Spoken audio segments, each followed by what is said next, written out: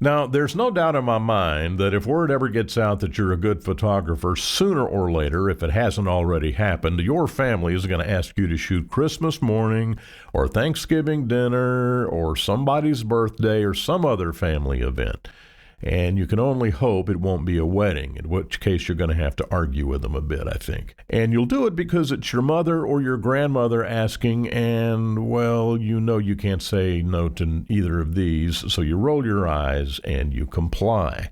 And then they come back and they say, oh, by the way, can you send these to Great Aunt Matilda and Uncle George in Oshkosh who couldn't be here, on email or that interweb thing, whatever it is.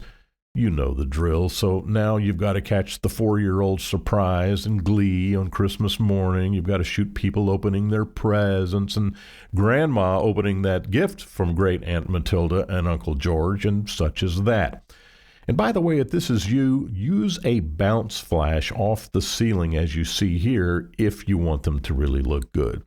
So now you've got to process a gazillion shots, convert everything to JPEGs, resize them so they'll fit in an email or shoot them on the interweb before sending them to whoever Grandma wants you to send them to, and the list is surely going to grow as it occurs to her that other people might want to see these, whether they do or not.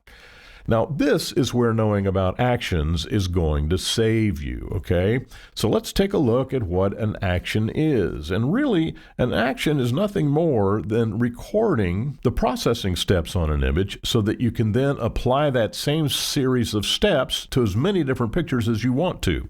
So what I'm going to do is I'm going to choose at random for no particular reason these shots of my granddaughter that I shot at Christmas in 2019. So we're going to right-click, open with Photoshop. And these are going to be loaded. We're going to have to resize these. If I'm going to send them by email or if I'm going to send them in a text message, then they definitely need to be resized and the file sizes need to be reduced drastically. So you don't want to do this to, let's see, how many images do we have down here? Let's see. Let me go back to Bridge. And I forgot to do 84 items potentially that you've got to process. Now, you're not going to send 84 items in an email. You'll send them out in batches. But nonetheless, it's going to be more than you're going to want to process on an individual basis. Trust me. So now going back to Photoshop, what you're going to do is you're going to come up to this little icon right here and wait for the banner to come up. It says create new action. So you click on that button, you'll see a dialog box come up and you're going to name it Christmas of 2019. You're going to hit record. Now from this point, Photoshop will remember the processing steps in this image and then you'll be able to subsequently apply those steps to images as many times as you want. So let's see how this works. First thing I'm going to do is come up to Image, Adjustments, Curves. Now these are great shots. I've already processed them, but just to show you, let's brighten these a little bit. Say OK. Now I'm going to come up to Image, Image Size, and we're just going to do a simple resize. I'm not going to worry about the resolution because, strangely enough, actions don't record a change in resolution in the image size dialog box. Don't ask me why, they just won't. So you go to, say, 800 pixels on the long edge. That's going to go a long way toward reducing the file size. You say OK. Let's see how that looks.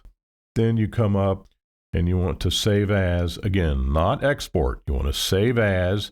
You want to find the directory that you want to use. And I'm using Actions Lesson here. Make sure that the image is in the sRGB color space. And you'll notice I didn't do that in Photoshop. I did that in DxO Photolab as part of the conversion process from RAW. I went straight to JPEG because I knew I wasn't going to print these. I knew they were just going to go out to relatives, and all they want to do is see them on their cell phones. So I'm not going to get all wound up about the quality and everything like I would a classic landscape shot. So they went straight to JPEG. I put them in the sRGB color space coming out of the RAW conversion process. Saved myself a little bit of work, but you want to double check and make sure that it is an sRGB. So we go Save, And make sure that you reduce the image quality just ever so slightly. You don't need 10, as we told you did in previous lessons about converting images. But in this particular application, you can go quality of 8, hit OK, and then close out the image. Now you come down and you hit this little stop button. Now you see a little red thing down there? That means you're recording. Anything else you do to this image is going to be recorded. You hit stop. Now you've got all of the processes recorded right here. Now watch this. You're going to love this. We have 1, 2, 3, 4 more images to process, and you certainly don't want to do that, all those steps to each individual image. So here's what you do. This is the play button right here. It works exactly like a tape recorder. You hit the play button. Boom, boom, boom, boom. Done. Let's go to Bridge. Let's look at the folder. And we've got 5 images that have been resized and converted into JPEGs, suitable for sending on the interweb or an email attachment. And it's that easy. Now let's go back and look at some of the options that you have when you use Actions. Let's get rid of this stupid panel. I hate this panel. All right, now notice right here where it has curves. It actually gives you the actual statistics for that adjustment.